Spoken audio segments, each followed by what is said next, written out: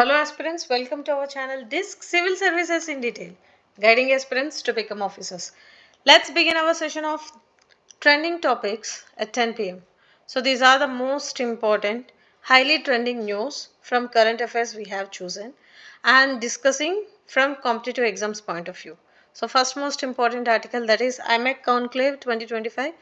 The second I said IMEC, it should definitely immediately come in your mind. Yes, this is the India Middle East Economic Europe Economic Corridor, which is connecting India to Gulf. This is the region, India to Gulf, then to Europe. So IMEC has been signed in G20 in 2023. Everyone knows that is again in New Delhi, and main motto is like it's a improving multimodal connectivity initiative which is aiming to improve infrastructure for trade, transport.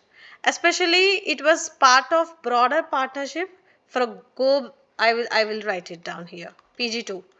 So it's a kind of partnership for global infrastructure and investment, which was initially announced again in G7 summit, that is in 2021 in UK.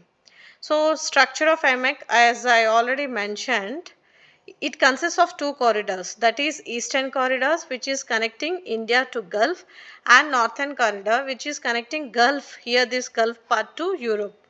So it's a kind of expansion of these what is called a trade of connectivities of sea route, rail route, maritime, everything.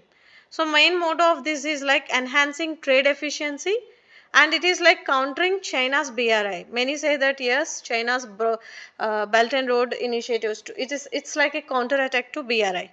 So what are the countries which involved? You should definitely know, because whenever you go through any organization or any group of nations, you should definitely know what are the member countries. Yes, first most India, UAE, Saudi Arabia, European Union, US, Italy, France, and Germany. So coming back to this article, they are saying they called for the establishment of skill training platform in India to meet specific skilled manpower requirements. As India is the highest nation with the highest demographic dividend, we are focusing a lot on the skilled manpower. So again in this conclave in 2025 in New Delhi, this was the decision they are coming up, and they added that participating nations can set up training courses in Indian universities and providing mutual skill certification.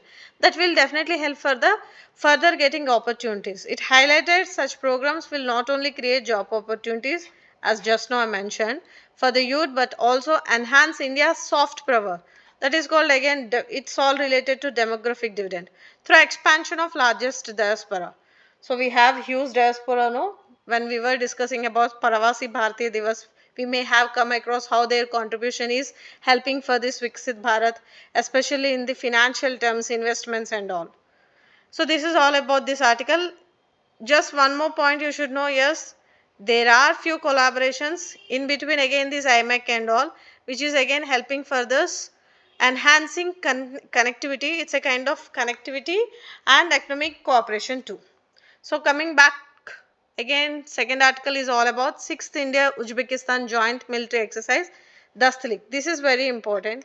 So most of the time you may get a question on military exercises names, and they may ask you to match the following, which are the nations taking place.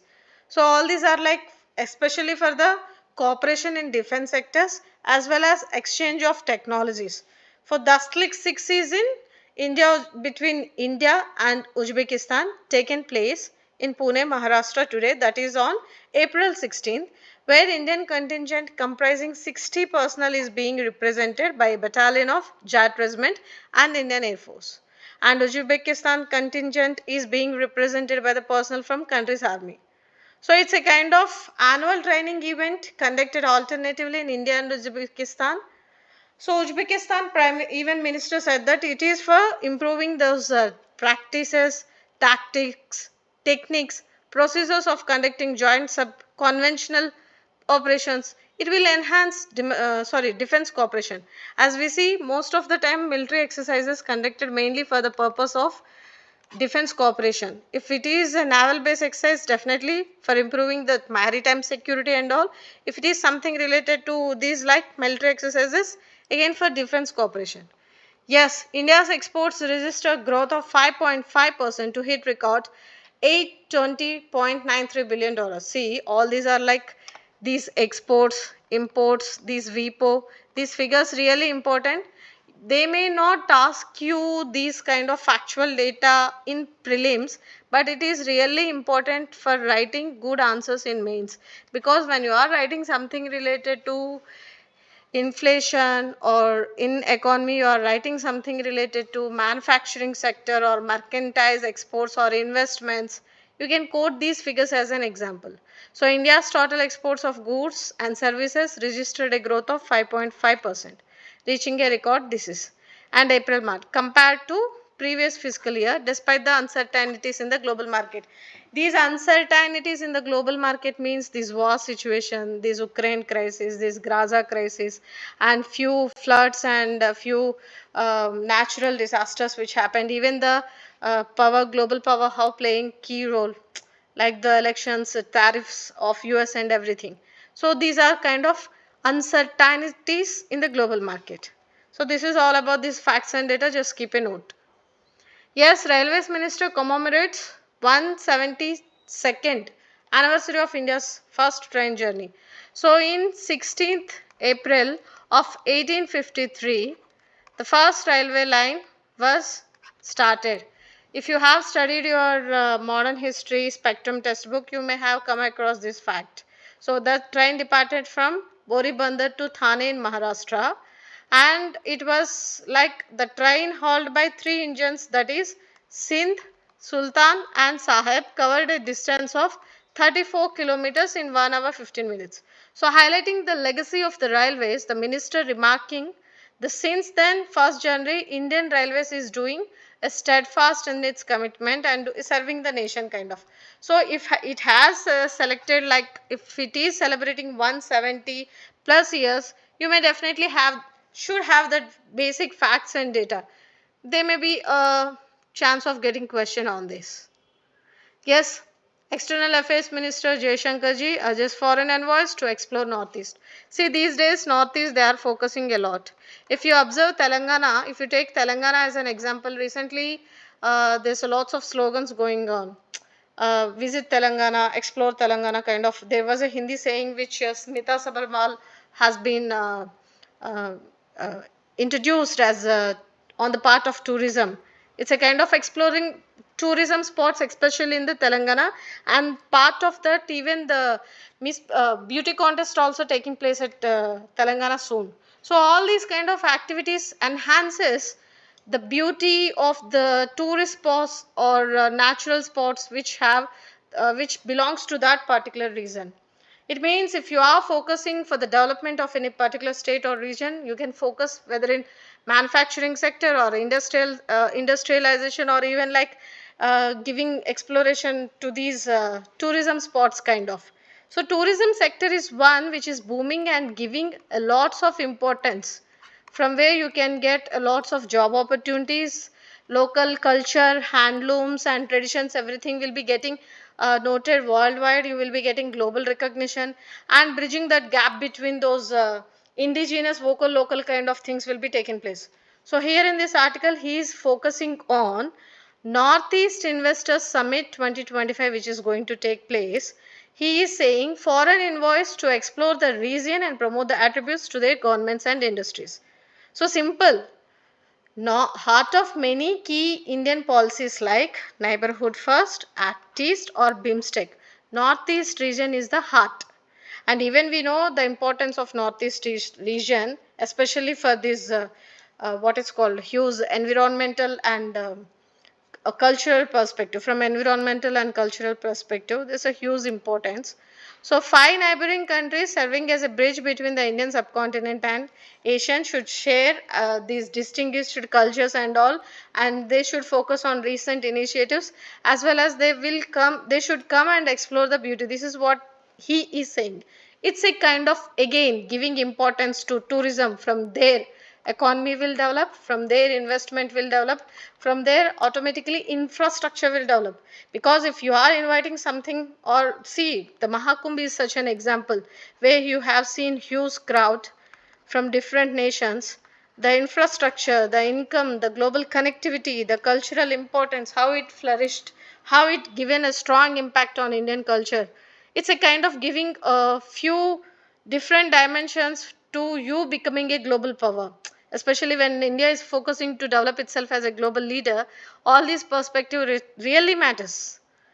Yes. So again, WHO member states finalized landmark pandemic agreement after 3 years of talks. So this is about negotiation on agreement which is like technology, which is related to technology transfers to be incentivized through regulations, licensing agreements, and favorable financing conditions. It's including a compromise that any transfer must be mutually agreed upon. See, post pandemic there has been lots of changes, especially after COVID. There's a lots of discussion went on for this exchange of technology, especially related to medicines. So World Health Assembly next month, which is going to be considered, which is going to be happen, they are coming up with pandemic agreement maps which measures thrift pandemics and bolster global collaborations following the chaos which has been seen and witnessed in COVID-19 outbreak. So one contentious point during the negotiations was Article 11. And this Article 11, you may get a question in prelims like PYQ. What is this article? They may give a list of all these events, and in just 2 lines they may ask you which of the following statements related to this Article 11. So it should definitely come in your mind that yes, which deals with the transfer of medical technologies to the developing nations. That's it. So it's simply about this has been passed. This agreement has been passed. That's it. US announces sweeping retaliatory tariffs of up to 245%. So it's a huge sweeping kind of, as already mentioned in the title itself. So Trump, as no wonder he is coming up with different tariffs, taxes, and slabs and all. So this administration is accusing China of deliberately restricting vital high-tech materials, including gallium, germanium, antimony. It's like critical minerals and military aerospace. These which are used for these military aerospace semiconductor industries. So China is saying, yes, we are completely following these retaliatory actions, which is completely reasonable and legal, because we are aiming at safeguarding our country's rights and our country's growth and tariffs also. We are upholding fairness in international trade. So they are trying to focusing on resolving these issues. It will be a never ending web series के तरह ये तो चलता ही रहेगा, वो बढ़ाते रहेगा, ये बोलते रहेंगे. This is gonna be taking place. Okay. So Ministry of Ayush organization excuse me, Ministry of Ayush organizes Rashtriya Karma Yogi Jan Seva Program. You being a aspirant who is preparing for civil services, yes, definitely should know what is Karma Yogi and what is this mission Karma Yogi and all these things. So here in this article they are saying, aimed at enhancing service orientation and professional skills of its employees, the program was organized in collaboration with Capacity Building Commission under Mission Karma Yogi framework. So this program included 4 focused sessions covering themes such as self-awareness, motivation, leadership. If you have attended our yesterday's session, there you may have come across our Honorable President address to the 2023 batch IAS officers, where she was focusing exclusively about the determination, challenging nature, handling challenges, how to handle challenges, how you have to be determined, how your ethical perspective should helpful for the upliftment of the underprivileged. In this article again, you just after this article just go back to that and give a just quick fix. You will be getting all those inputs. So these are the few important topics for today. I hope it's clear. I'm trying to complete this in 10 minutes, but again it's taking 10 to 15 minutes because we are going into little details in depth. Yes, study well. Thank you so much. Have a fantastic day.